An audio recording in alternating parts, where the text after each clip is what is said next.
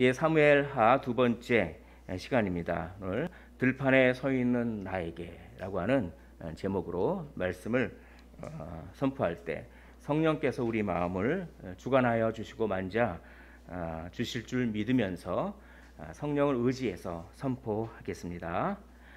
들판이죠. 가을 들판. 요즘 같으면은 이 들판에 딱 서서 그냥 자연을 막 바라보고 싶어요. 그래서 스트레스가 많이 있을 때 이렇게 자연을 바라보면은 이게 그 나의 걱정을 이렇게 나뭇잎사귀라든지 이런 거에다 다 이렇게 쏟아내는 그런 느낌, 그런 느낌도 받으면서 참 이 가을 들판 아름답고 하나님께서 만드셨구나 이런 것도 생각하면서 이 들판을 딱 보면서 이제 결실의 계절, 우리 한 해를 딱 돌아보죠. 그러면서 내가 이때까지 뭐 하면서 살아왔지, 자기를 돌아보고 앞으로 나는 어떻게 살아야 되지라고 미래를 또 바라보면서 그렇게 여러 가지 것들을 생각하게 되는 것입니다. 인생도 마찬가지예요. 인생도 보니까 어떤 우리가 들판에 참 서 있는 것 같습니다. 들판에 서서 과거를 회상하기도 하고 미래를 생각하기도 하고 또 여러 가지 것들을 이렇게 생각을 하는 것입니다. 오늘 우리는 인생이라고 하는 들판에 서 있습니다. 그 들판에 서 있는 나에게 오늘 하나님께서는 어떤 말씀을 주시겠습니까? 자, 오늘 말씀을 좀 잘 이해하기 위해서 먼저 배경을 살펴보아야 합니다. 사울이 완전히 졌어요. 져서 이 이스라엘 북쪽 지방이 완전히 블레셋 영향권으로 들어갑니다. 블레셋에 의해서 사실상 지배를 받게 돼 있어요. 되게 됐습니다. 그래서 요단강 건너편으로 요 지도에서는 위쪽이 동쪽입니다. 위쪽이 동쪽이에요. 그래서 오른쪽이 남쪽입니다. 그래서 이제 그게 성경적인 위치라고 제가 말씀드렸죠. 요단강 동쪽으로 갈 수밖에 없습니다. 그래서 이제 일종의 임시정부 비슷하게 이렇게 갑니다.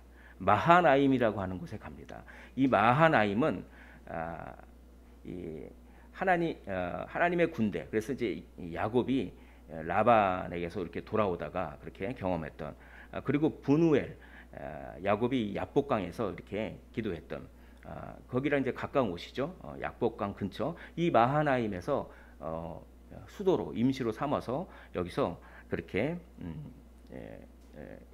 그 이스보셋이 왕이 되는 것이죠. 사실 아브넬이라고 하는 군대 장관이 실제 권력을 가지고 이스보셋이라고 하는 사울의 아들을 꼭두각시 삼아서 이렇게 요단강 동쪽으로 건너가서 일종의 이렇게 이 길르앗 지역이라고 하는 곳에 이렇게 자리를 잡게 됩니다. 여기서 길르앗 야베스라고 하는 사울의 시신을 거둬준 그런 족속이 이 마하나임과 아주 가까이 있었습니다. 이제 이것이 하나의 배경이 됩니다. 그리고 나서 이 블레셋이 원래 여기 있었죠. 그런데 전쟁에서 승리하는 바람에 이 전체를 블레셋이 다 그냥 지배하게 됐어요. 그래서 남은 거는 유다, 이 남쪽에 있는 유다밖에 없었습니다. 그 유다에 이제 드디어 남쪽 세력을 규합해서 유다의 왕으로 드디어 취임하게 되는 것이 바로 다윗입니다.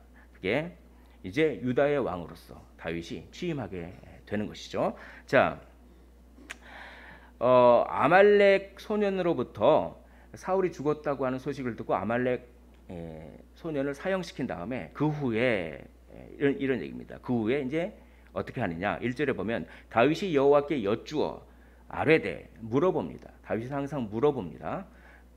항상 물어보는 그런 신앙을 가지고 있었어요.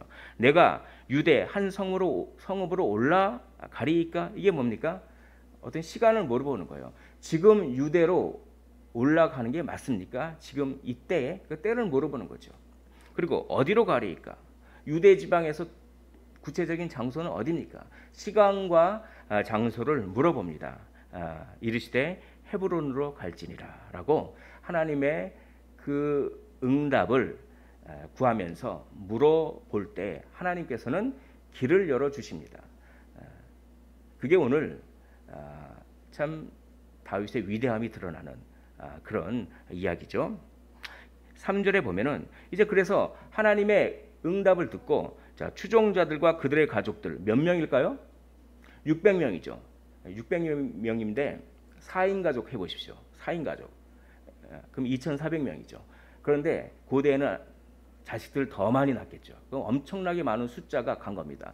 이 고고학 발견 같은 걸 보면은 고대의 도시들은 인구가 그렇게 많지 않았어요. 10,000명 넘는 인구가 별로 없습니다. 그런데 3,000명 가까이, 2,000명, 3,000명 가까이 되는 사람들이 자기 살던 성읍으로 온다는 것은 자기가 살고 있던 토지를 콩 한 쪽도 이렇게 나눠 먹는다고 이렇게 나눴어야 돼요. 그럼 이 좋겠습니까? 싫겠습니까? 사실은 그게 좋은 것이지 아니죠. 헤브론 사람들 입장에서는. 그런데 이상하게 헤브론 각성읍에 살게 허락이 되는 거예요. 이게 한 줄 간단하게 얘기하지만 쉬운 얘기가 아닙니다. 이게 반발심이 일어날 수가 있는데 하나님의 응답을 받고 일하니까 이런 게 있는 거예요. 이렇게 하나님께서 자연스럽게 열어주시는 것입니다. 또 하나님의 응답을 받고 움직였더니 어떻게 되는지 또 계속 구체적으로 한번 생각을 해보겠습니다. 4절에 보니까 유다 사람들이 와서 거기서 다윗에게 기름을 부어 유다 족속의 왕으로 삼았더라. 뭐 다윗이 부탁한 것도 아닌데 알아서 유다 사람들이 와서 장로들이 와서 왕으로 이렇게 딱 삼았다. 이게 너무나 단순하게 한 줄 딱 쓰니까 그런가 보다 하지만 이 안에는 굉장히 복잡한 과정이 있습니다. 보십시오. 다윗이 블레셋으로 망명해서 블레셋의 일종의 신하가 되었지 않습니까? 전쟁은 자기 동족과 전쟁하는 것은 안 했지만 아직도 블레셋 신하의 신분이에요. 그런데 다윗이 헤브론으로 딱 가겠다고 하는 것은 블레셋 왕이 허락을 해줘야만 가능한 겁니다. 이거는. 그런데 허락을 해줬어요. 이상하죠? 그러니까 이런 거 이게 쉬운 일이 아닙니다. 이런 게 하나님의 응답을 받고 하나님께 질문하고 하나님의 응답을 받고 하니까 이렇게 자연스럽게 열리는 거예요. 아마 학자들은 이렇게 해석을 합니다. 블레셋 그 왕이 다윗을 너무나 신뢰했기 때문에 다윗이 헤브론으로 가는 것은 블레셋의 세력을 확장하는 것으로 해석한 거예요. 이렇게. 근데 여기서 더 중요한 것이 있습니다. 시글락이 불타버렸잖아요. 다윗이 가드왕 아기스에게 받은 시글락, 그게 다 불타버렸잖아요. 아말렉에 의해서. 그러니까 다윗은 아주 자연스럽게 당당하게 제가 다른 곳으로 가서 살아야겠습니다. 이렇게 얘기할 수가 있는 것입니다. 참 엄청난 전화위복이죠. 참 얼마 전에 무슨 고층 아파트에서 그렇게 화재가 있다고 하는데 그냥 하루아침에 그 몇 억짜리 된 집이 다 타버리고 얼마나 허망할까요? 그냥 하루아침에 자기가 살던 집이 다 타버렸습니다. 그냥 세상을 다 놔버리고 싶은, 그냥 가슴이 철컹하면서 그런데 시글락이 불탔기 때문에 다윗은 했구나 이렇게 생각했어요. 아이고 망했구나. 그런데 그 망했구나 하는 그것 때문에 오히려 살 길이 생깁니다. 그 하나님의 선하신 인도하심을 참 믿으시기를 원합니다. 이 시글락이 우리 마음속에도 있어요. 우리 마음을 새까맣게 태우는 게 있잖아요. 새까맣게 태우는 그런 어떤 사람이 나를 속상하게 합니다. 그냥 그래서 그 사람 때문에 마음이 새까맣게 타요. 시글락처럼 이 마음에 시글락이 있어요. 또 어떤 상황 때문에 마음이 새까맣게 타버려요. 그러나 그 불타버린 시글락 때문에 더 좋은 길이 열린다고 하는 원리를 오늘 성경은 이야기합니다. 그것을 믿으십시오. 그것을 믿고 그것을 소위로 삼아 천국이 침노하는 자라 했는데 그것을 그냥 믿음으로 받으실 때 그러한 삶을 살게 될 줄 믿습니다. 하나님은 인내하는 자를 위해 참는 자를 위해 마음을 새까맣게 태우는 고난을 복의 통로로 사용하십니다. 이것을 믿으시기를 간절히 소원합니다. 하나님은 예수 그리스도의 십자가에서처럼 죽음을 통해 생명을 주시는 것입니다. 지금은 다 망한 것처럼 보여도 그 망한 것 때문에 내 속이 아니고 새까맣게 타버린 그것 때문에 하나님은 길을 열어주신다라고 하는 것을 믿으시기를 간절히 소원합니다. 하나님께 물어보는 왕이었습니다. 그러자 하나님이 길을 열어주십니다. 하나님께 물어본다는 것은 무엇일까요? 단지 질문만 하는 것이 아닙니다. 여러분, 하나님께 물어본다는 것은 더 깊은 차원이 있습니다. 오늘 제가 좀 집중해서 말씀드리고 싶은 것은 바로 이것입니다. 하나님께 물어본 것은 궁금증이 있어서 물어보는 그것보다 더 깊은 차원이 있습니다. 그것은 뭡니까? 결단입니다. 무엇이라고요? 결단입니다. 어떤 결단이요? 하나님께서 알려주실 때까지 기다리겠다는 신앙의 고백이요. 하나님께서 알려주실 때만 움직이겠다는, 하나님께서 가르쳐주신 방법으로만 움직이겠다는 그런 기다림에 대한 결단이 바로 하나님께 물어보는 것이지, 그냥 지적인 어떤 호기심을 채우기 위해서 물어보는 것과는 전혀 차원이 다릅니다. 오늘 다윗은 하나님께 진정으로 물어봐서 하나님께서 하라고 하실 때까지 오랜 세월을 기다렸습니다. 여러분들 이런 기도를 드리셨으면 좋겠습니다. 제가 많이 기다리는 능력을 저에게 허락해 달라고. 저는 왜 이렇게 잘 못 기다립니까? 많이 기다리게 하나님께서 정말 원하시는 시간만큼 제가 잘 기다릴 수 있도록 저에게 능력을 주십시오. 제가 능력 주시는 자 안에서 내가 모든 것을 할 수 있는, 여기서 말하는 능력은 사실 순교의 능력을 말하는 거예요. 그렇게 기다리는 그런 능력을 달라고 한번 기도해 보시기를 원합니다. 새까맣게 타들어가도 반드시 기다리고 나면 희망이 있기 때문에 그렇습니다. 자, 6절에 보면은 이제 다윗이 얼마나 잘 기다렸는지를 이제 6절부터 쭉 설명합니다. 이제 여호와께서 은혜와 진리로 너희에게 베푸시기를 원하고 나도 이 선한 일을 너희에게 갚으리니. 이건 뭐냐면 야베스 길르앗 족속이 사울의 시신을 거뒀다고 하는 것을 유다 사람들에게 전해 들었습니다. 그리고 나서 전령을 보내서 그들에게 복을 빌어줍니다. 그래, 이제 여호와께서 은혜와 진리로 너희에게 베푸시길 원하고 나도 너희에게 갚으리니. 이건 뭡니까? 여호와께서 하는 일이 내가 하는 일과 같은 걸로 취급하고 있습니다. 여기서 뭡니까? 나야말로 하나님이 세우신 왕이다라고 하는 것이 여기 은연 중에 숨어 있는 거예요. 그러니까 나와 손잡자 이겁니다. 야베스 길르앗은 사울을 참 사랑했고 좋아했던 그런 북쪽 지파인데, 그 야베스 길르앗이 유다와 손잡으면, 다윗과 손잡으면 북쪽 지파를 더 잘 통합할 수 있는 힘을 얻게 되는 것이죠.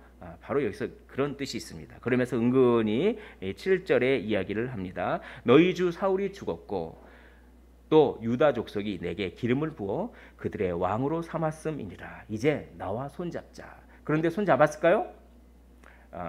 손을 안 잡았어요. 그러니까 손을 안 잡을 거를 알았을지도 모르겠습니다. 이 전령에다 전령을 딱 보냈을 때 이스보셋이 나라를 길르앗에서 세우기 전에 보냈는지 아니면 세운 후에 보냈는지는 모르겠습니다. 그러나 8절에는 손을 안 잡았다고 하는 것을 암시하는 말을 하게 되는 것입니다. 우리 8절을 한번 읽어볼까요? 시작. 사울의 군사령관 아브넬이 이미 사울의 아들 이스보셋을 데리고 마하나임으로 건너가. 아까 지도를 보여드렸죠. 마하나임이 길르앗 야베스 사람들과 가까운 데 있었죠. 아까. 그러니까 손잡을 수 없는 거죠. 유대와. 그런데도 사울은 뭐합니까? 기다리는 거예요. 이게 사울의 위대한 능력입니다. 기다려요. 몇 년 기다렸을까요? 1년? 아니요. 2년? 아니요. 자그마치 7년 6개월을 기다렸습니다. 하나님께서 길을 열어주실 때까지 7년 6개월을 기다렸어요. 다윗은 10여 년 이상 아마 도피 생활을 했어요. 그러니까 다윗이 진정으로 왕이 통일 왕국의 왕이 될 때는 적어도 17년 6개월, 거의 20년 가까이를 기다렸습니다. 사무엘로부터 기름 부음을 받은 다음에 20년을 기다렸어요. 그러니까 사울은 그런 능력입니다. 오늘 정말 다른 것들이 좀 다 잊어버리셔도 좋은데 이거 하나만 좀 기억하셨으면 좋겠습니다. 하나님께 기도하셨으면 좋겠어요. 저는 정말 못 참겠습니다. 저는 지금 기다릴 수가 없습니다. 그러나 하나님께서 능력을 주시면 저는 기다릴 수 있습니다. 라고 하면서 이 기다리는 능력을 달라고, 인내하는 능력을 달라고 기도를 많이 하시고 그것을 경험적으로 체험하셨으면 너무 좋겠습니다. 자, 이제 그 어떻게 나라가 세우는지 이게 9절에 보면 이렇게 나옵니다. 이렇게 마하나임을 이렇게 수도로 하고 그 길르앗 야베스가 가까이 있었죠. 자, 이스보셋이 어떤 지역에 걸쳐서 나라를 세우는지 9절에 나옵니다. 자, 길르앗 지역, 그 다음에 아술이라고 하는 지역이 나와요. 9절에 아술은 여러 가지 의견이 있지만 아셀 지파 있는 쪽을 가리킨다는 해석이 가장 우월합니다. 그러나 확실한 건 아니에요. 아셀 지파 쪽. 그리고 또 어디입니까? 이스라엘 골짜기, 그렇죠? 이스라엘 골짜기. 또 9절에 보십시오. 어디입니까? 여기 에브라임 산지. 또 어디입니까? 여기 이렇게 베냐민 산지. 이렇게 이스보셋이 이런 지역을 다스렸다. 이렇게 나오는데 이거는 허울뿐이지 실제로는 여기를 누가 다스리고 있었나요? 바로 그리고 이제 아래쪽 유다 지역에서 다윗이 이렇게 다스리고 있었는데, 자, 실제로는 블레셋이 이렇게 다스리고 있었던 거예요. 이 길르앗 지역만 빼놓고 실제로는 블레셋이 다스리고 있는데 그냥 남쪽 지파와 북쪽 지파 이렇게 어떤 대칭 구조를 얘기하기 위해서 형식상 아마 이런 식으로 이스보셋이 지배했다 이렇게 써 있는데 실제적으로는 아주 좁은 길르앗 땅만 지배를 했습니다. 아무튼 이렇게 나라를 세우니 길르앗 야베스가 다윗과 손을 잡을 수가 없겠죠. 다윗은 그러나 계속 기다렸습니다. 희망이 하나도 없는 거죠. 길르앗 야베스가 다윗과 손을 잡을 가능성이 전혀 없어 보입니다. 그래도 기다린 거예요. 인간의 눈으로는 전혀 바뀔 것 같지 않고 인간의 눈으로는 전혀 가능성이 없지만 하나님께서 한번 움직이시면 인간이 상상할 수 없는 방법으로 바꾸시고 이끌어 주심을 믿으시기를 간절히 소원합니다.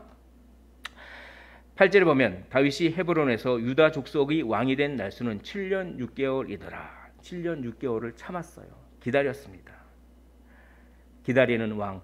유대의 왕은 어느 왕입니까? 여호와께 물어보는 왕입니다. 그리고 여호와께 물어본다는 것은 단순히 지적 호기심을 채우는 것이 아니라 내가 기다리겠습니다라고 하는 결단입니다. 궁극적으로 기다리는 왕이었습니다. 그렇게 기다리는 왕에게 하나님은 열린 문을 허락하시는 거예요. 블레셋의 마음도 움직이시고 헤브론 사람들의 마음도 움직이시고 유다 사람들의 마음도 움직이시는 거예요. 그렇게 기다리는 사람에게. 그러나 기다리지 못하는 자도 있습니다. 오늘 3장 1절에 보면 사울의 집과 다윗의 집 사이에 전쟁이 오래매요. 전쟁이 오랬어요. 7년 동안 전쟁한 거죠. 그런데 여기 보십시오. 그 다음에 다윗은 점점 강하여 가고 사울의 집은 점점 약하여 가더라. 다윗의 세력이 유다 세력이 점점 강해 가고 그리고 사울의 집은 점점 약해 갑니다. 그러니까 힘으로 따지면 얼마든지 그냥 힘으로 통일할 수가 있었어요. 그런데 힘으로 하지 않아요. 힘으로 하면 사람의 마음을 얻지 못하거든요. 그러니까 북쪽 지파 사람들이 와서 자발적으로 기름을 부을 때까지 7년 6개월을 그냥 기다리는 거예요. 내리 기다리는 거예요. 그냥 힘으로 할 수 있는데 왜입니까? 사람을 얻기 위해서. 빨리 가면 혼자 가고, 그렇죠? 같이 가려면 느리게 가라라고 하는 이야기가 있습니다. 하나님의 나라는 빨리만 가서 되는 것이 아닙니다. 함께 가야 되는 것이죠. 그러기 위하여 좀 느리더라도 기다리면서 마음을 얻으면서 이렇게 가야 되는 것입니다. 가장 최소 단위의 하나님의 나라는 어딜까요? 가정입니다. 가정이에요. 가정에서 기다려야 돼요. 기다려야 됩니다. 그러면 그 가정에서 풍성한 하나님의 나라가 이루어질 줄 믿습니다. 자, 다윗은 아브넬을 기다렸습니다. 그러나 다윗은 자기 편인 요압에 대해서도 참고 기다렸습니다.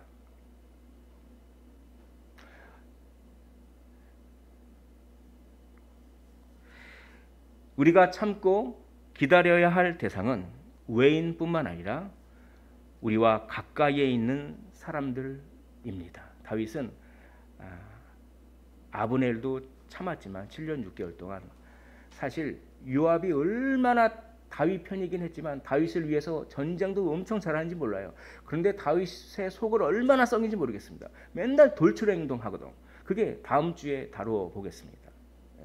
그러니까 그 요압을 그냥 참은 거예요. 7년 6개월 동안. 외인뿐만 아니라 가까이 있는 사람을 참는 게 더 힘들죠. 그런데 하나님은 가까이 있는 사람을 참고 기다리라고 그 사람을 가까이 붙여 주셨습니다. 우리의 가족, 우리의 형제 자매, 부모와 자녀, 이웃, 회사 동료, 절친, 그렇게 가까이 있는 사람들은 전부 기다리라고 하나님께서 붙여주신 사람들입니다. 어떤 사람이 나와 가까이 있다면 그 사람은 참고 기다리라고 하나님이 내게 붙여주신 사람입니다. 그렇게 참았어요. 그렇게 다윗은.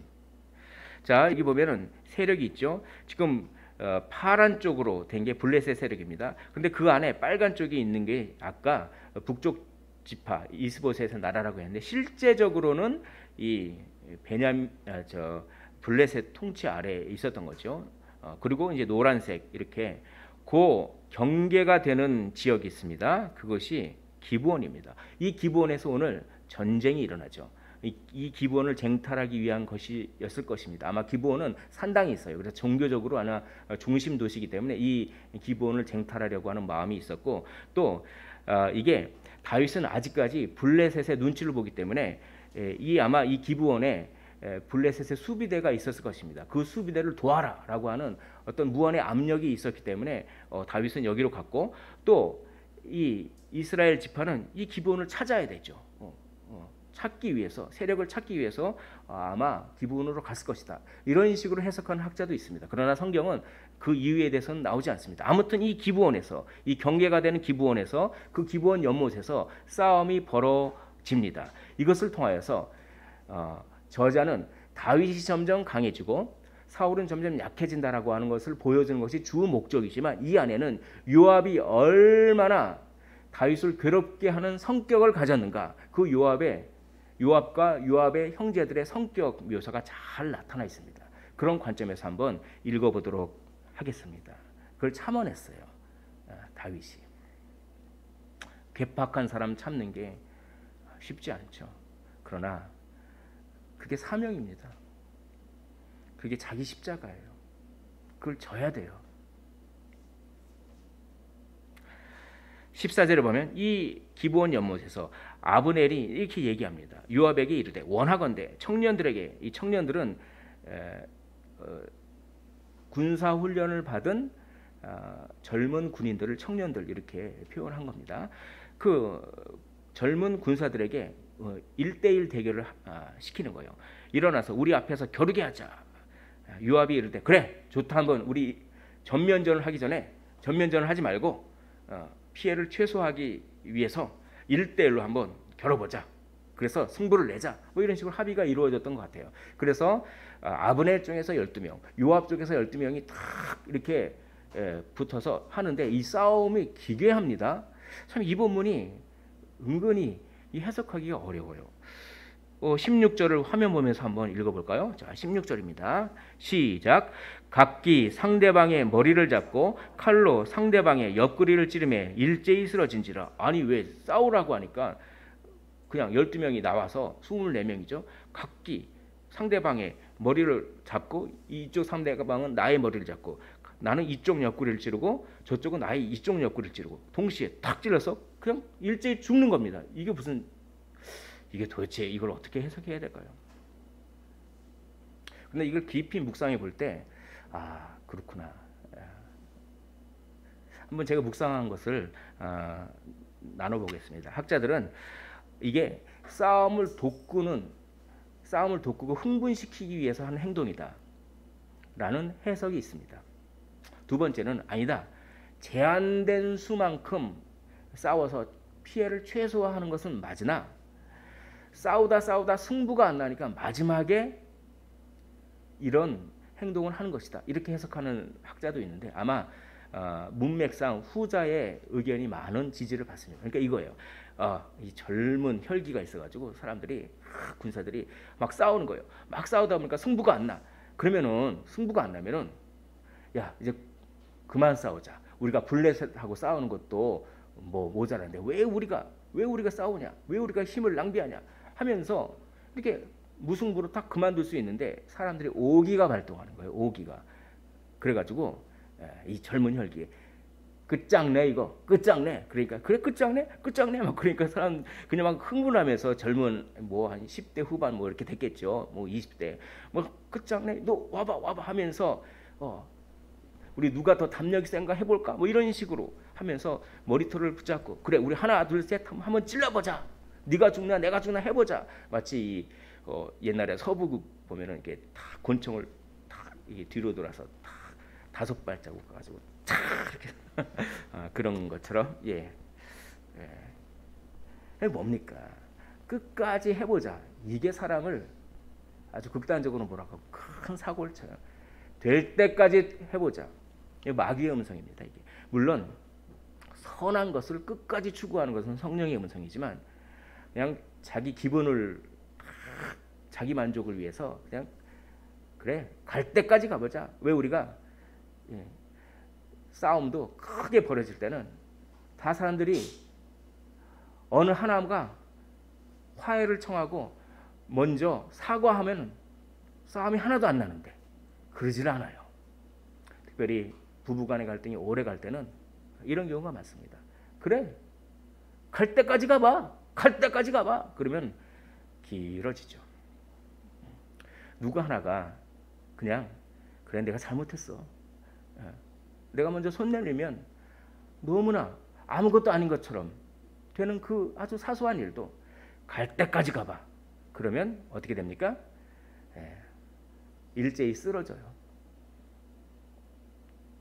바로 이러한 멈추지 못하는 기질과 성격이 요압과 요압의 형제들에게 있었고 그런 기질 때문에 다윗이 얼마나 속을 끓였는지 모르겠습니다.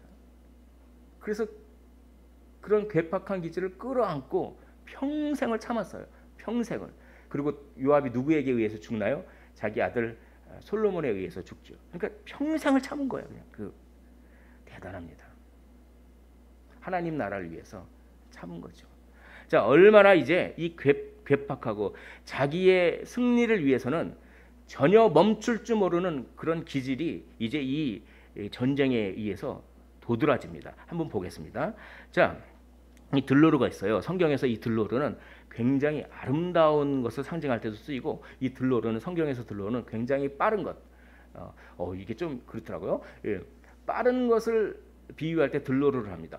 빠른 거 하면 뭐 말 같은 게 빠르지 않나? 그런데 이 들로르가 점프력이 좋아서 이 성경의 땅은 광야 같은 거 많잖아요. 광야도 많고 이 바위도 많고 막 그러니까 어떻게 합니까? 점프력에 의해서 그냥 사뿐사뿐 그런 바위나 이런 거를 탁탁탁 뛰어넘는 그런 어떤 그러면서 빨리 광야 지역을 막 통과하는 그런 이미지예요. 그러므로 이 성경에서 들로르라고 하는 것은 굉장히 빠른 동물의 그 비유입니다. 이렇게 점프력을 탁탁 사뿐사뿐 그냥 착착착 뛰면서 그냥 이 바위도 탁탁 넘어가면서 광야 지역을 그냥 탁탁탁탁 이렇게 넘어가는 그런 이미지를 생각하시면 되겠습니다. 그렇게 빨라요. 근데 그 요압의 동생이었던 아사엘이 그렇게 달리기를 잘했던 것 같습니다. 그래서 들로르 같이 빠르더라. 그런데 이제 맨 처음에는 12명씩만 싸우고자 했는데 12명, 그러니까 24명이 동시에 죽는 것을 보니까 오히려 사람들이 흥분해져 가지고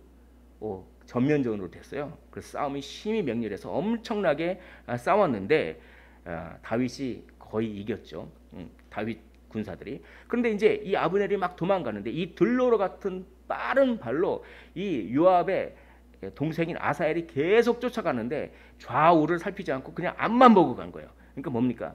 끝까지 해보자 이거지. 끝까지 나는 아브넬을 죽이고야 말 거야. 끝까지 해보자는 것입니다.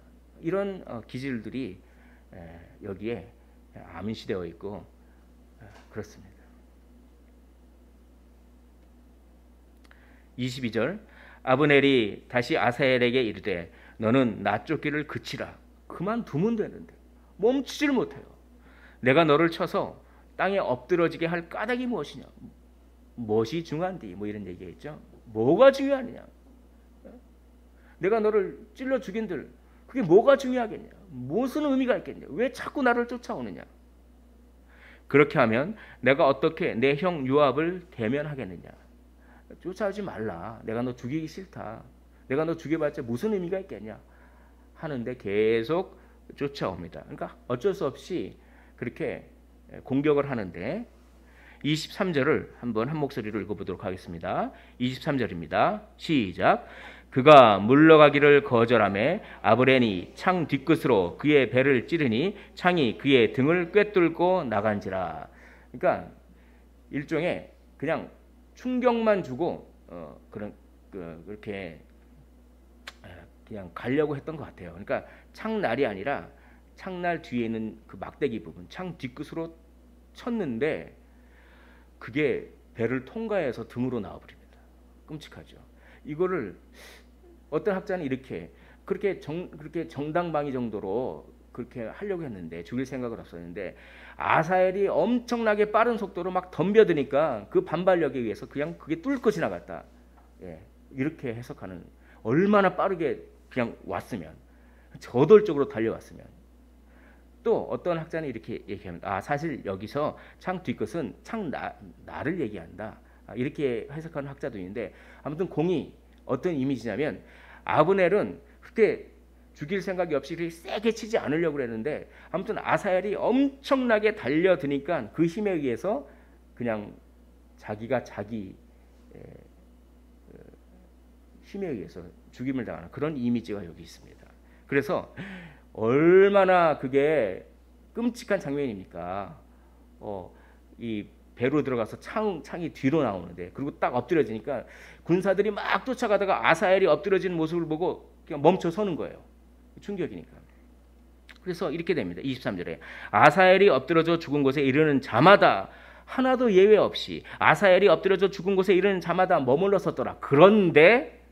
그러나 요압과 아비새가 아브넬의 뒤를 쫓아 자기 동생이 그렇게 죽었는데 다른 사람들은 거기에 멈춰 서 있는데 자기 동생이 죽은 것은 아랑곳 안 하고 요압과 아비새는 뭡니까? 자기 동생이요 자기 형인데 자기 동생과 형이 거기 동생이자 형이 쓰러져 있는데 다른 사람들은 다 거기 멈춰서 서 있는데 요압과 아비새는 승리하는 게 더 중요했어요.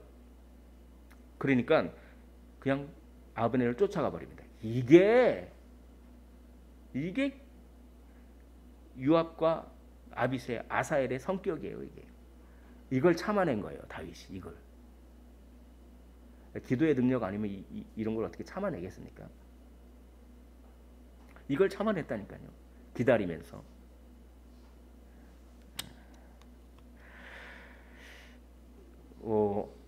어떤 청년에게 제가 질문을 했습니다. 너는 왜 이렇게 밤새서 게임을 하니?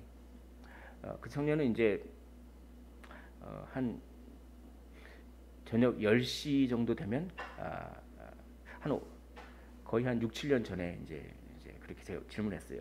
한 저녁 10시쯤 되면 PC방에 간다고 합니다. 그래서 딱 PC방에서 라면을 딱 먹으면서 새벽 한 3시, 4시까지 그렇게 게임을 하는 거예요. 그래서 물어봤습니다.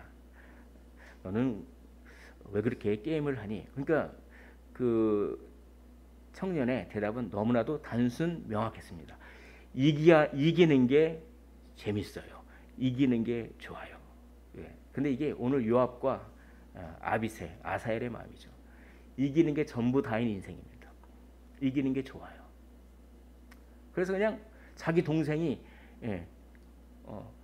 창이 찔려서 등 밖으로 확 나왔는데도 이기는 게 좋으니까 동생을 돌볼 생각도 안 하고 그냥 적을 쫓아가는 바로 그런 것이죠. 아브넬이 요압에게 외쳐 이르되 칼이 영원히 사람을 상하겠느냐. 언제까지 이렇게 참혹한 일이 생길 것이냐. 빨리 휴전해라. 휴전을 명령해라. 이 얘기를 아브넬이 얘기합니다. 그러니까 26절에 우리 26절을 한번 같이 화면 보면서 읽어보겠습니다. 시작. 내가 말하지 아니하였다면 무리가 아침에 각각 다 돌아갔을 것이요 그의 형제를 쫓지 아니하였으리라. 내가 휴전을 얘기하지 않았으면 나는 밤새 공격해서 아침에야 군대가 해산했을 것이다. 이런 얘기입니다. 그런데 네가 말해줘서 내가 그친다. 자, 먼저 휴전을 제안하고 먼저 손을 내밀면 덧납니까? 우리 이런 찬양도 있죠. 내가 먼저 손 내밀지 못하고. 그렇죠. 누구 하나가 먼저 손 내밀면 되는데 손을 안 내미니까 이렇게 되는데 그냥 아브넬이 먼저 그래도 그나마 손 내미니까 요압은 네가 말하지 아니했다면 나는 끝까지 했을 것이다. 바로 우리 안에 요압이 있지 않겠습니까? 요압이 왜 이런 멈추지 못하고 기다리지 못하고 왜 그렇게 저돌적으로 죽음을 향하여서 오기를 부리듯이 돌진합니까? 자기가 중요하게 여기는 것을 절대화하기 때문에 그렇습니다. 우상이죠. 자기가 중요하게 생각하는 것은 좋은 것입니다. 그 자체로는. 그러나 그것이 절대화될 때 그것은 우상이 됩니다. 절대화해야 될 분은 오로지 한 분뿐입니다. 절대화해야 할 분은 하나님 한 분뿐입니다. 하나님 외에 다른 것을 절대화하기 시작하면 이렇게 되는 거죠.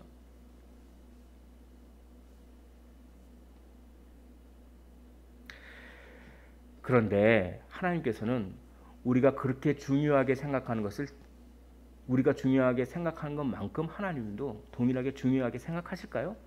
오늘 성경은 그렇지 않다고 합니다. 나는 이게 너무나 중요해.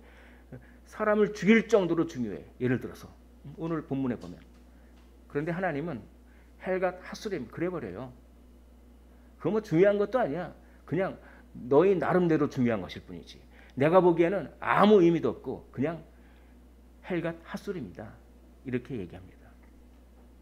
16절에 각기 상대방의 머리를 잡고 칼로 상대방의 옆구리를 찌르매 일제히 쓰러진지라. 그러므로 그곳을 헬갓 핫수림이라 일컬었으며 헬갓 핫수림은 칼의 벌판. 너희들은 이게 무슨 사명이라고 생각하고 이게 무슨 비전이라고 생각하고 그래서 그냥 옆구리를 찔러서 같이 죽이고 막 그렇게 너희들은 인생에 있어서 이게 중요하게 생각되지. 이게 너희들은 엄청나게 중요한 거지. 중요한 문제지. 너희들에게 있어서는. 내가 볼 때는 그냥 칼장난한 거야. 아무런 중요하지도 않은 거를 그렇게 죽어가면서 하는구나. 칼의 벌판일 뿐이다. 이 헬갓 핫수림을 보면서 윌리엄 골딩의 파리대왕이라고 하는 작품이 생각났습니다. 영화로도 나왔죠. 영화의 한 장면인데 이게 아마 2차 대전을 배경으로 하고 있을 것입니다. 그래서 한 25명이 되는 소년들을 피신시키기 위해서 비행기에 타고 쫙 가다가 어떤 사고를 당해서 비행기가 무인도에 딱 그냥 불식착하게 되고 비행사가 죽어요. 그러니까 뭡니까? 어른이 하나도 없는 거죠. 자, 이때 이 25명의 소년들이 대부분 초등학생 정도 나이가 될 것입니다. 그럼 초등학생들이 우리에게 보기에는 참 순수하잖아요. 서로가 순수하니까 서로가 협력해서 우리가 어떻게 되면 이 무인도를 갖다가 이 어른들이 우리를 보고 구출할까지 어떻게 협동해서 잘 우리가 살아야 되는지 순수하니까 착하니까 걔네들 그랬을까요? 아니에요. 이제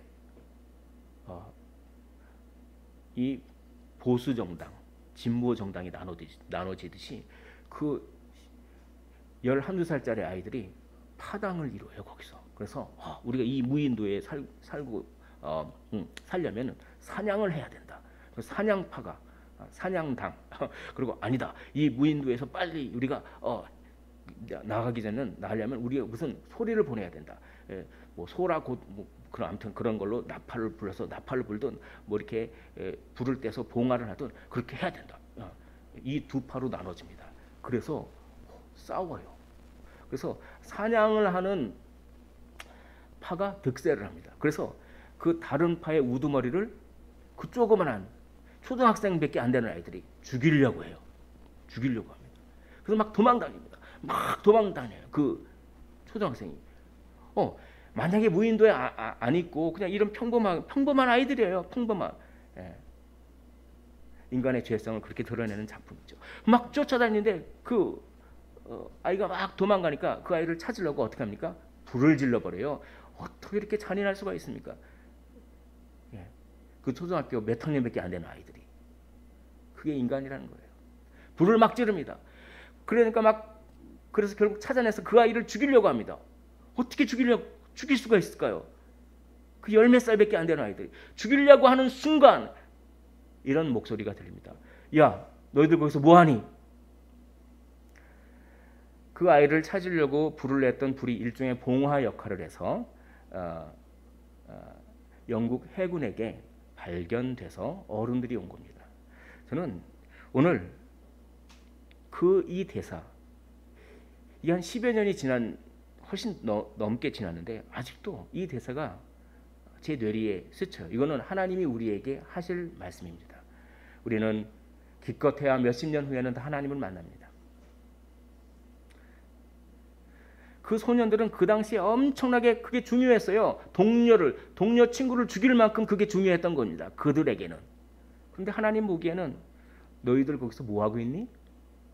이러면서 끝납니다.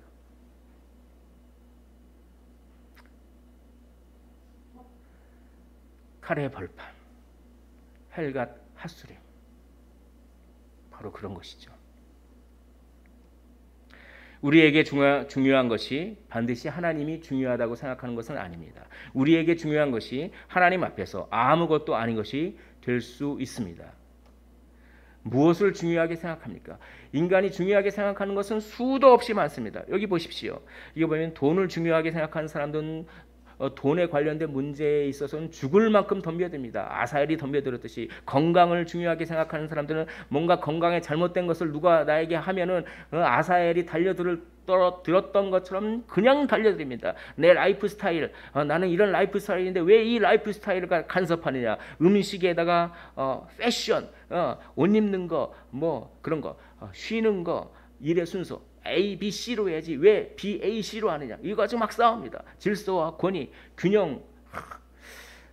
액자를 걸어놨는데 액자가 반듯하게 안 걸리는 거예요. 그러니까 그냥 화를 벌컥 내는 겁니다. 누가 그랬습니다. 아주 깨끗한 하얀 옷을 입었는데 짬뽕을 먹는데 아주 미세하게 짬뽕 국물이 여기 탁 튀었습니다. 그거 보고 못 견뎌요. 중요한 거지 그게. 예의를 중요하게 생각합니다. 저 친구 왜 이렇게 예의가 없어? 숫자를 중요하게 생각합니다. 그래서 누가 숫자를 건드리면 참을 수가 없는 거예요. 아사엘처럼 달려드는 것입니다. 사람의 인정이 중요한 사람. 내가 인정을 못 받아. 사람의 애정이 중요한 사람. 사람에게 나는 사랑을 못 받았어. 수없이 많은 중요한 것이 있는데 하나님 보시기에 그것이 우리가 중요하다고 생각하는 강도만큼 하나님도 동일한 강도로 중요하다고 생각하시겠습니까? 아니요. 하나님은 헬갓 핫수림 해버리십니다. 너희는 먼저 그의 나라와 그의 의를 구하라. 우리는 먼저 구해야 될 것이 있습니다. 하나님의 나라와 하나님의 의입니다. 하나님께서 기뻐하시는 것입니다. 하나님의 영광입니다. 먹든지 마시든지 무엇을 하든지 하나님의 영광을 위하여 하는 것입니다. 우리는 덕의 윤리가 있습니다. 모든 것이 가하나 모든 것이 덕을 세우는 것은 아니라고 합니다. 우리의 돈과 건강과 라이프 스타일과 숫자와 균형과 예의와 쉼과 패션과 사람의 애정을 구하는 이 모든 것들이 하나님의 영광에 위배되며 덕을 세우지도 않는 것이라면 우리에겐 중요한 것이지만 하나님은 헬갓 핫수림. 너희들 거기서 뭐하고 있어? 내가 너희들을 이 땅에서의 시간을 주는데 뭐하다고 왔니? 라고 물어보시지 않겠습니까? 이런 것들이 절대적입니까? 그렇다면 아직 칼의 들판에 머물고 있는 것입니다. 우리 화면을 보면서 한번 같이 읽어보도록 하겠습니다. 시작. 우리의 중요함을 상대화하고 오직 하나님과 그분의 평가만을 절대화할 때 칼의 들판에서 벗어나 기다릴 수 있습니다. 우리는 왜 못 참고 못 기다립니까? 우리 안에 하나님보다 더 절대적인 중요한 것이 있기 때문에 못 기다립니다. 하나님만이 절대적이라고 그것을 깊게 믿을 때 우리가 생각하기에 가장 중요한 것도 하나님의 절대화 앞에서 상대적인 것이 되며 그것으로 참을 수 있어요. 기다릴 수 있습니다. 오늘 본문은 그걸 가르쳐줍니다. 다윗은 그랬어요. 다윗은 하나님만이 절대적인 분이었습니다. 그래서 그렇게 자기 신하인데 그렇게 그냥 이런 괴팍한 성격을 가지고 나 같으면 신하니까 그냥 당장 사형. 그렇지 않아요. 사람을 얻기 위해서 그냥 참은 거야. 왕인데도. 왜입니까? 하나님을 절대화하는 하나님의 주권을 인정하는 신앙이 다윗은 있었기 때문에 그렇습니다. 우리도 그런 사람 되었으면 좋겠습니다. 이 말씀을 준비하면서 저는 왜 이렇게 못 참을까? 저는 왜 못 기다릴까? 그럴 때 기도하는 가운데 하나님께서 헬갓 핫수림을 생각하게 하셨습니다. 내가 하나님만큼 절대화하는 중요한 것이 내 안에 있구나. 그것을 내려놓지 않는 나는 그 문제가 결부가 되는 모든 상황 속에서 나는 기다리지 못하겠구나. 나는 참지 못하겠구나. 나는 머리채를 잡고 옆구리를 찌르며 일제히 쓰러지겠구나.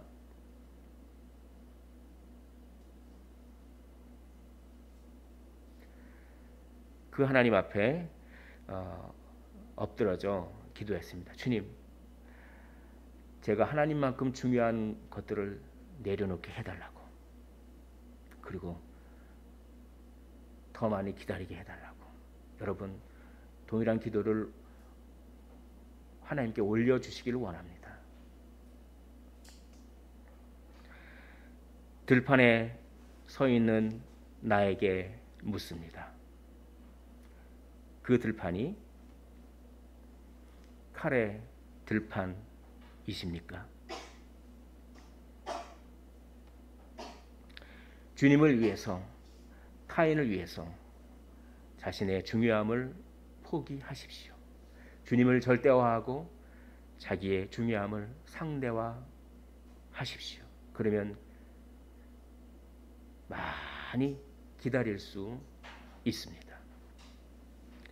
다윗처럼 기다리는 사람이 되어 하나님의 열어주심을 경험하시기를 주님의 이름으로 축원을 드립니다. 이 시간